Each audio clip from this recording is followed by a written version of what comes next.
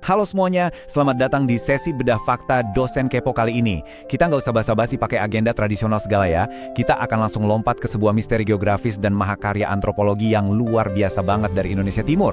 Siapkan diri kalian karena hari ini kita bakal ngebongkar habis rahasia di balik keberagaman yang supermasif di Nusa Tenggara Timur.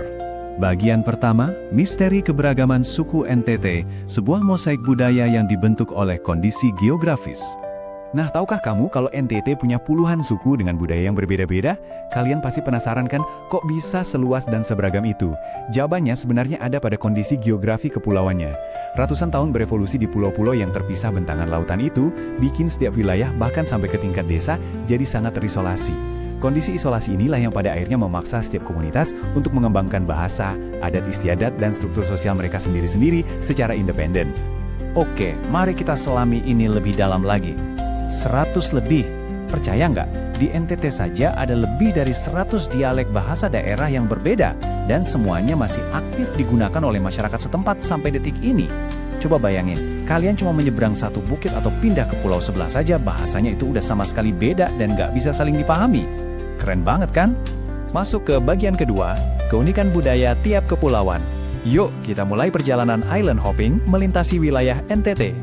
Nah, coba lihat daftar ini. Bayangkan, ini baru daftar suku yang ada di satu pulau saja loh, yaitu Pulau Flores. Kita punya suku Manggarai di wilayah barat, terus ada suku Ngada yang sangat menjaga tradisi megalitikumnya, suku Ende dan suku Lio di bagian tengah, suku Sika di Maumere, sampai suku Lemaholot di ujung timur. Hampir setiap kabupaten di satu daratan ini tuh dihuni oleh suku dengan bahasa dan karakter yang benar-benar berbeda 100%. Ternyata, kalau kita perhatikan suku Manggarai secara khusus, mereka ini punya kekayaan visual dan arsitektur yang bikin melongo. Mereka punya tarian caci, sebuah pertunjukan adu ketangkasan yang ikonik banget. Nggak cuma itu, mereka juga punya mahakarya arsitektur rumah Mbaru Niang di desa Wairebo.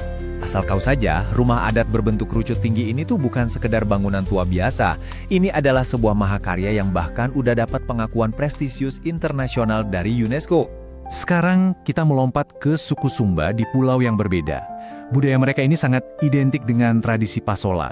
Banyak orang di luar sana ngira kalau pasola itu sekedar pertunjukan perang berkuda aja buat seru-seruan. Padahal sebenarnya itu adalah ritual yang sangat sakral, yang terikat erat banget sama sistem tata ruang megalitikum kuno mereka dan pemujaan terhadap Marapu atau roh leluhur yang disucikan. Bergerak sedikit lebih jauh ke selatan kepulauan, kita bakal ketemu sama suku Rote dan suku Sabu. Budaya mereka ini lekat banget dengan identitas maritim dan pemanfaatan pohon lontar. Kalian semua pasti tahu alat musik sasandokan. Nah, instrumen musik dawai dari daun lontar yang khas Rote ini, pamornya udah dikenal sampai ke mancanegara. Itu belum termasuk tradisi tenun ikat khas NTT yang kerumitannya luar biasa dan punya nilai seni super tinggi. Tenun ini sukses jadi identitas kebanggaan yang sesungguhnya buat masyarakat di sana. Di luar nama-nama tadi masih banyak banget penghuni pulau dengan cara hidup yang sangat spesifik. Misalnya suku Lio, mereka ini adalah penghuni pegunungan mistis di sekitar Danau Kelimutu. Terus ada juga subsuku Lamaholot di daerah Lamalera yang terkenal sedunia sebagai pemburu paus tradisional. Dan yang gak kalah unik nih, suku Alor, contohnya suku Abui. Mereka ini punya akar bahasa non-Austronesia atau masuk ke rumpun Papua. Bayangin, jarak dengan tetangganya itu dekat, tapi akar linguistiknya benar-benar datang dari dunia yang sama sekali berbeda. Lanjut ke bagian ketiga. Fakta antropologi, sistem kekerabatan, atau ilmu di balik pembentukan masyarakatnya. Menariknya nih, mayoritas suku di NTT itu menganut sistem patrilineal, yang artinya garis keturunan dan kepemimpinan ditarik dari pihak laki-laki atau ayah. Tapi, seolah-olah menentang arus, suku Ngada justru menerapkan sistem matrilineal. Lebih gokilnya lagi, suku Nagekeo menerapkan sistem bilineal, di mana mereka memadukan garis keturunan bapak dan ibu secara serentak. Fakta ini adalah sebuah anomali antropologi yang sangat langka terjadi di Nusantara. Masuk ke bagian keempat, rumah adat sebagai pemersatu, membangun harmoni. Kalian mungkin mikir, dengan perbedaan bahasa dan adat yang se-ekstrim itu, gimana caranya mereka nggak saling berkonflik? Nah, kunci utamanya ada di sini. Di NTT, entah itu disebut Uma, Ume, atau Sao, rumah adat itu fungsinya bukan sekedar struktur fisik buat berteduh doang.